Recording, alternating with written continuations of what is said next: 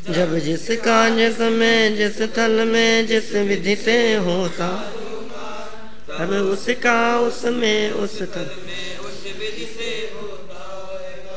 जन्म मरण हो या सुख दुख हो अथवा हो संयोग वियोग, जैसे जाने हैं जिन वरने वैसे ही सब होने। कोई न उनका करता हरता, उनका होना वस्तु स्वभाव। ज्ञान कला में ज्ञेय झलकते किंतु नहीं उसमें, और न पर में मेरा कार्य। सहज स्वयं निज क्रम से होती है मुझ में मेरी पर्यायों से दृष्टि पलटती, वासित हो गया एक भगवान। वस्तु स्वरूप बताया, वस्तु स्वरूप बताया तुमने, शत शत वंदन गुरु का। चलो, क्रमबद्ध पर्याय अनुशीलन अपना आज ये समापन का दिन है एक प्रकार से। 10 है क्या? ऐसा है क्या? आज नहीं होंगी? कर लो उसको, क्या है, आप लोग भी फ्री है ना। अरे नहीं समझ में आए तो फिर बुला लेना, फिर पूछ लेना, उसमें क्या है, और बैठ लेंगे, दोबारा फिर पढ़ लेंगे। ज़्यादा नहीं है एक्चुअल में, क्या लास्ट में तो वो ऐसी बातें हैं सिर्फ, और कुछ ऐसा विषय नहीं है कि आप हमें क्यों समझाते हो। फिर जब क्रमबद्धी है तो आपको समझाने का विकल्प क्यों आता है, ऐसा आप क्यों अधीर हो रहे हो, आप क्यों इतना विकल्प, मतलब ऐसी कोई विशेष बात नहीं है। देखिए आप, हम लोग शुरू करते हैं प्रश्न नंबर 15 से। क्या बात कर रहे हो, 15 से चलेगा? ओह ठीक बात है भाई, फिर तो है समय। कुछ पूछना है आप लोगों को क्रमबद्ध पर्याय के बारे में? समझ में आ रही है अमित? ठीक है, सबके समझ में आ रही है क्रमबद्ध पर्याय? भरोसा है? नहीं है? है सबको भरोसा? सब सम्यक दृष्टि है। ये तो कार्तिकेय स्वामी ने कह दिया था, एवं जो निश्चय दो जान दी दवाणी सब पच जाए, सो सदिष्टि, सो सब सम्यक दृष्टि है, और जो शंका करे सो मिथ्या दृष्टि है। आ जाओ आ जाओ। देखो 15 नंबर प्रश्न, शास्त्रों में एक अकाल नय भी आता है। ये बहुत अच्छा प्रश्न उठाया जाता है क्रमबद्ध पर्याय के विरोध में। जिस तरह से अकाल मृत्यु एक बहुत महत्वपूर्ण प्रश्न है, उसी तरह से यह अकाल नय का प्रकरण भी बहुत महत्वपूर्ण है। अकाल नय की चर्चा की है प्रवचनसार परिशिष्ट में। अमृतचंद्र स्वामी ने कहा है कि अकाल नाम का भी धर्म वस्तु में मौजूद है। ये सब धर्म हैं जिन्हें ग्रहण करने वाले एक एक नय है। तो कहा शास्त्रों में एक अकाल नय भी आता है। काल नय से कार्य स्वकाल में होता है, और अकाल नय से अकाल में भी हो जाता है। ऐसा माने तो क्या आपत्ति है? शंका है भाई, काल और अकाल दो चीजें हैं। काल नामक दृष्टिकोण से देखो, काल नय से तो काम स्वकाल में होता है, और अकाल नय से देखो तो स्वकाल के बिना भी हो जाता है। यदि ऐसा मान लेवें तो क्या आपत्ति है? अकाल नय का अर्थ यह नहीं कि कार्य स्व समय में न होकर असमय में हो जाता है, यह अकाल का अर्थ नहीं है। कार्य तो पांचों समवायों के मिलने पर ही होता है, पर जब एक कारण को मुख्य करके कथन होता है तब अन्य कारण गौण रहते हैं, उनका अभाव नहीं होता। भाई काम होगा तो 5 समवायों से होगा, स्वभाव, पुरुषार्थ, निमित्त, होनहार और काल लब्धि। काल लब्धि भी एक फैक्टर है उसमें। ये 5 चीजें मिली है एक साथ। अब इन पांचों के मिलने पर अब कभी तो ऐसा होता है कि काल की मुख्यता हो, और कभी ऐसा हो सकता है कि काल की मुख्यता न हो। तो यदि काल के अतिरिक्त बाकी सबको एक शब्द में कहना होगा तो क्या कहेंगे?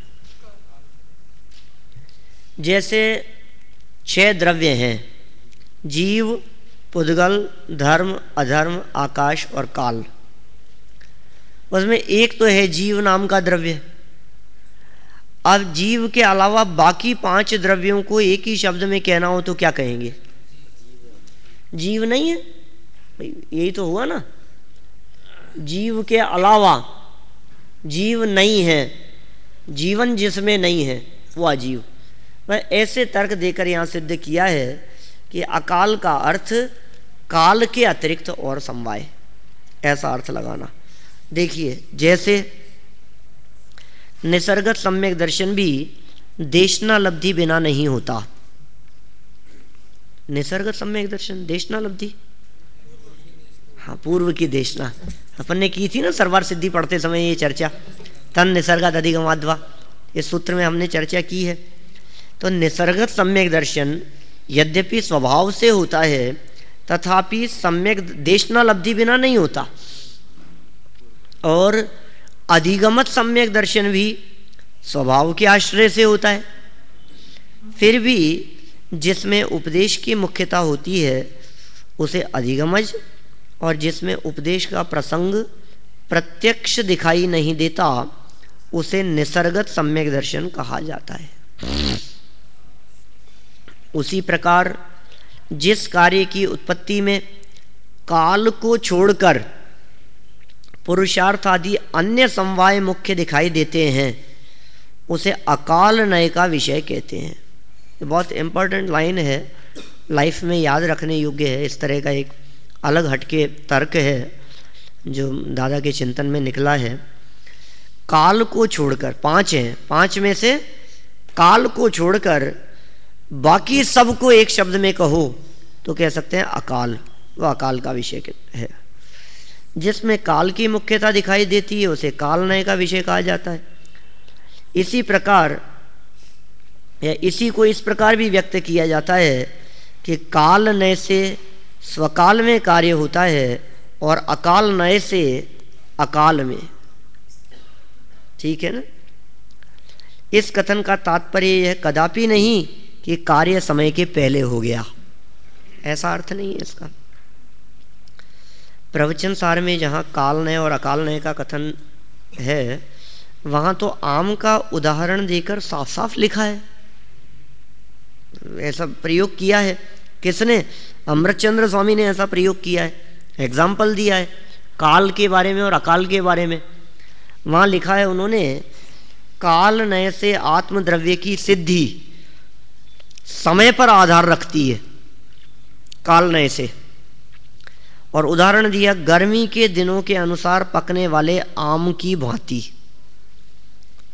गर्मी के दिनों में जो आम के वृक्ष हैं जो लगाया है आम, वो डाल पर कब निकलेगा आम, कब तक रहेगा, कब पकेगा, कब आम रूप से तैयार होगा, मिठास रूप से, महीने 2 महीने का काल लग जाएगा उसमें, 2 महीने लगेंगे उसको, गर्मी के दिनों में जो आम पकेगा उसको। तो कहा समय पर सिद्धि रखने वाला है काल नय से। ये आत्मद्रव्य के कार्य की सिद्धि समय पर ही होती है, ये काल नामक दृष्टिकोण से देखा और आम का उदाहरण दिया। अब दूसरा, इसी आम की बात कर रहे हैं। अकाल नय से आत्मद्रव्य की सिद्धि समय पर आधार नहीं रखती है। कृत्रिम गर्मी से पकाए गए आम्र फल की भांति। 2 तरह के आम हो गए, एक डाल पर पकने वाला और एक पाल में पकने वाला। पाल जानते हैं आप? वो जो घास भूसा ऐसा जो होता है जिसमें आम रखे जाते हैं। आम की पेटियाँ देखिए, आम की पेटी, कभी लकड़ी की पेटी आती है तो उसमें आम के साथ में घास भी रखी होती, भूसा भी रखा होता है। वो जो भूसा है उसकी गर्मी से वो शीघ्र पकता हुआ दिखाई देता है, जल्दी पक जाता है। और इतना ही नहीं, उस कृत्रिम गर्मी और उष्णता के लिए कुछ पाउडर और पुड़िया भी रख देते हैं, जिसके कारण वो जल्दी पक जाते हैं।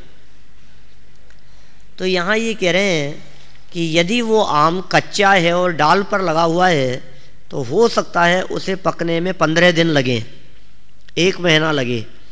लेकिन यदि उसे कृत्रिम गर्मी के माध्यम से पकाया गया तो 2-3 दिन में पक जाता है। तो काल नय से समय पर आधार रखने वाली और अकाल नय से समय पर आधार नहीं रखने वाली सिद्धि वाला है। ये एग्जाम्पल दिया, ये प्रश्न प्रस्तुत किया है शंकाकार ने कि फिर आपके क्रमबद्ध पर्याय का क्या होगा। पहले हो गया ना काम, समय पे होना होता तो 15 दिन लगते उसको पकने में। देखो उसको समझा रहे हैं, लिखा तो साफ साफ ही है, पर उसका अर्थ क्या है यह भी तो विचार किया या नहीं। कृत्रिम गर्मी से पकाया गया आम समय के पहले पक गया, ये बात कहां से आई? साहब दिख रहा है ना 3 दिन में पक गया। अरे लेकिन 3 दिन में पका, 3 मिनट में तो नहीं पका 3 सेकंड में तो नहीं हुआ। आप कैसे कहते हो कि समय से पहले हो गया है?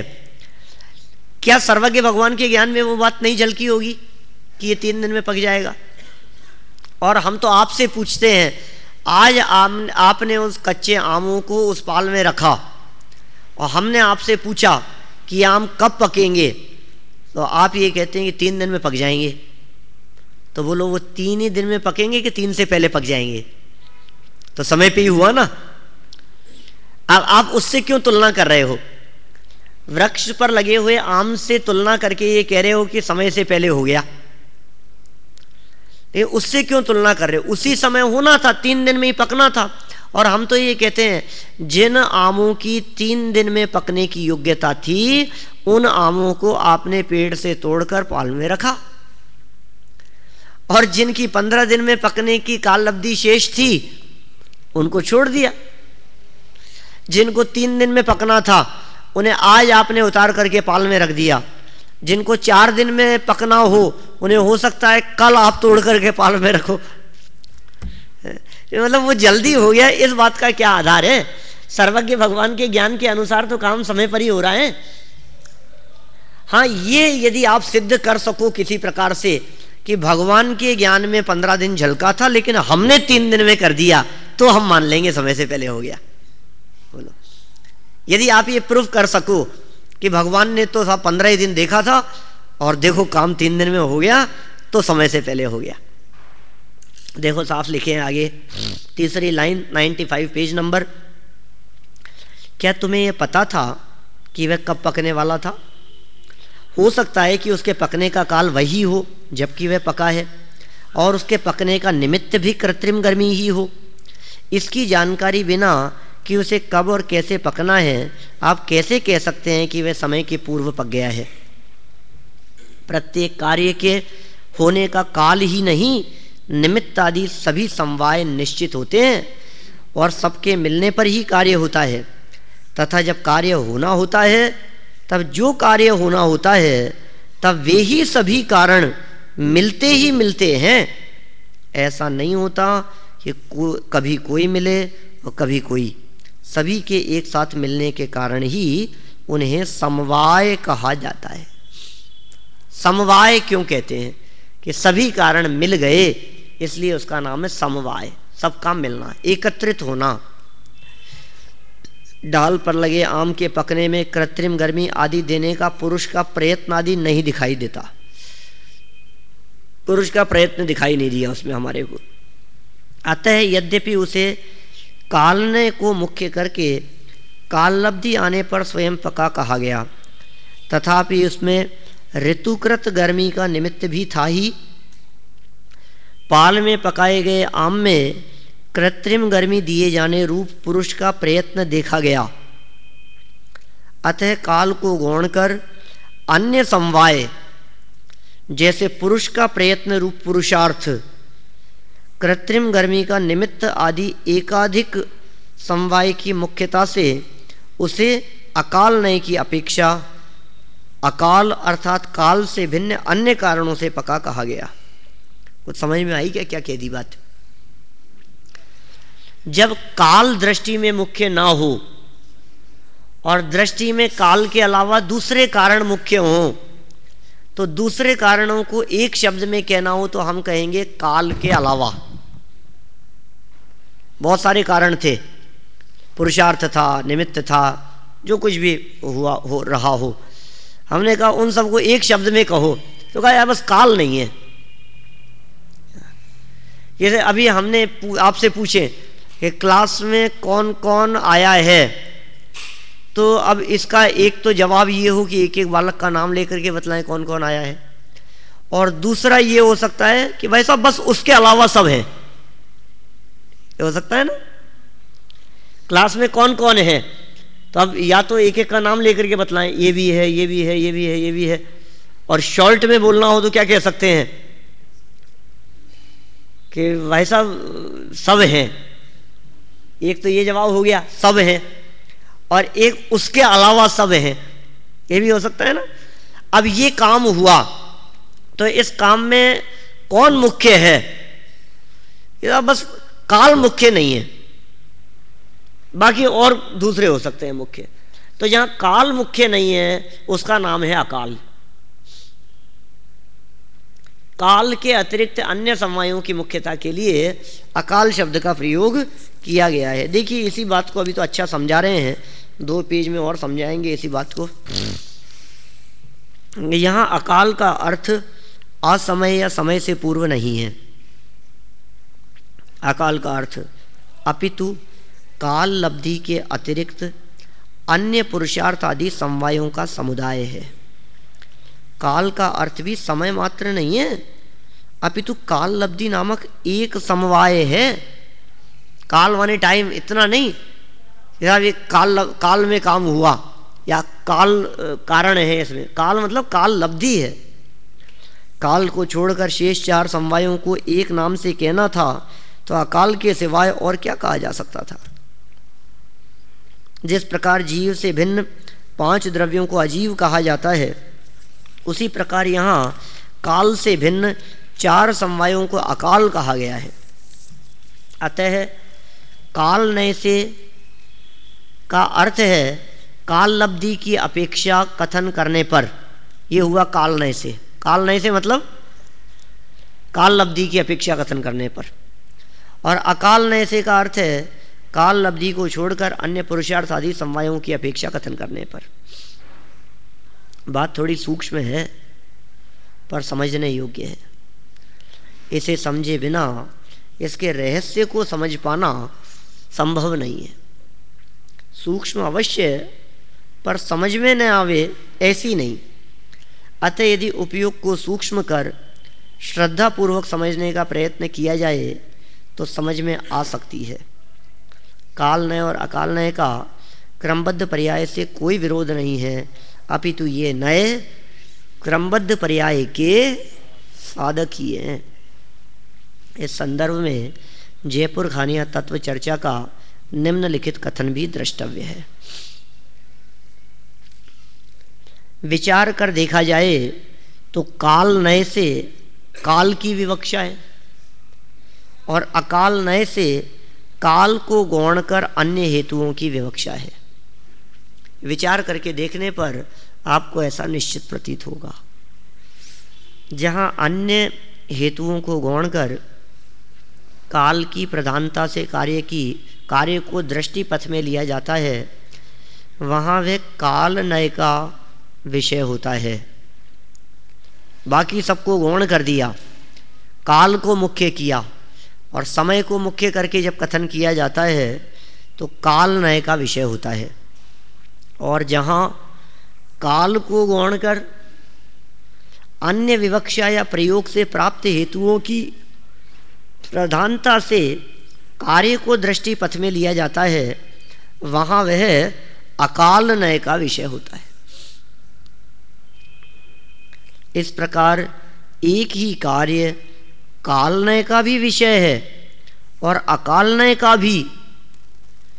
वही नय जो होते हैं ये दृष्टि देने वाले होते हैं। नय माने होता है दृष्टि, आप किस दृष्टि से देख रहे हैं वो नय है।